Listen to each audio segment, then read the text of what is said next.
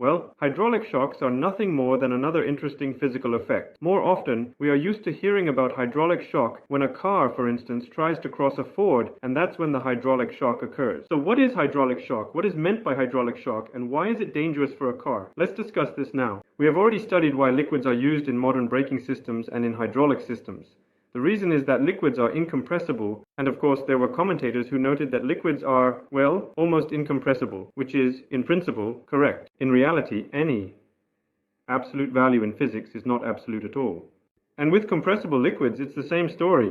Liquids compress a little, and of course it is not correct to say that they are completely incompressible, but since the percentage of this compression is what matters to us, we can confidently assert that liquids, in the current context and method of consideration, are incompressible, and therefore they are suitable for hydraulic systems because they transmit pressure, allowing the full force to be transferred from the pedal to, let's say, the caliper, where the piston moves, without compressing themselves. Pascal's law also applies to liquids, which allows for a gain in force. There is an interesting phenomenon called hydraulic shock. In physics, it is a distinct physical effect. It happens when we abruptly shut off a pipe or some conduit through which a liquid is flowing, resulting in an impact. How does this occur? Actually, the roots go back to the structure of materials. If we recall a few states of matter, why a few? Because school physics generally highlights 3 standard states of matter, but in reality there are more, like plasma, which is considered the 4th state of matter. Well, there are often debates around these points, which is why we say several, but in any case, liquid is one of the standard states of matter. Now, imagine if a liquid is flowing through a conduit. Unlike gases, the liquid is virtually incompressible, and when it encounters a valve or some kind of stop, it essentially cannot compress. The effect is roughly analogous to throwing a brick against a brick wall, and if the brick does not deform because it is a solid body, then, in principle, the liquid, which is incompressible, also does not deform. What would happen if we used an air medium? Air would flow through the pipeline, let's say, the same gas that is constantly being debated and frequently mentioned in the news. If it goes through the gas pipeline, and if you abruptly close the valve, it will just make a pop. Compression will occur. Its density will increase, but nothing else will happen. It will be a soft press. By the way, this is another interesting thing worth mentioning. That's precisely why tires with air are still used, and why gas shock absorbers are still in use. Because gas has the property of compressing calmly and slowly, without impact, but with liquid, it's the opposite. If we close the pipe with a valve like this, the liquid flows, hits this valve, and, as I already mentioned, a collision occurs that is equivalent to the collision of solid bodies. Such an impact can break a valve, such an impact can rupture a pipe, and such an impact can deform the entire pipeline.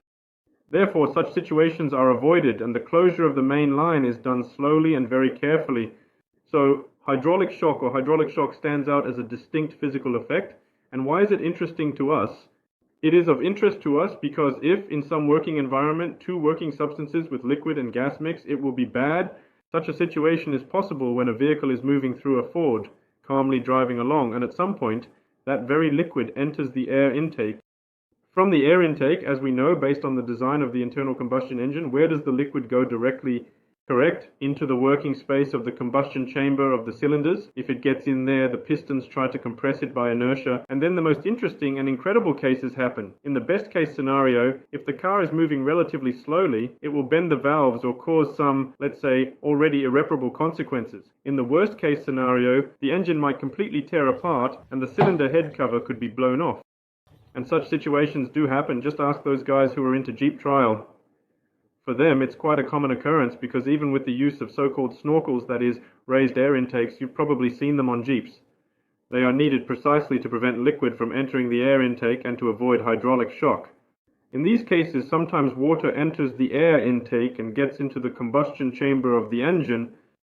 In these cases, water cannot be compressed, and this is when hydraulic shock occurs. Hydraulic shock is unpleasant because, in principle, the liquid, along with all the remaining gas and any other, let's say, elements, is capable of somehow dissipating the shock. It destroys them. Therefore, if liquid enters the cylinder, the impact is equivalent to, placing a metal wall in the path of a working piston. There are other working machines where liquid can enter, and where this liquid cannot be compressed, causing everything to be torn apart. And immediately the question arises, can't the mechanism be designed in such a way to somehow compensate for the consequences of hydraulic shock? Unfortunately, it is practically impossible to do this because if we are talking about a pipe through which liquid is already flowing, we can design a valve in a certain way. In the case of an automobile engine, there should not be any water there in principle. The situation varies, and it's basically impossible to prepare for it.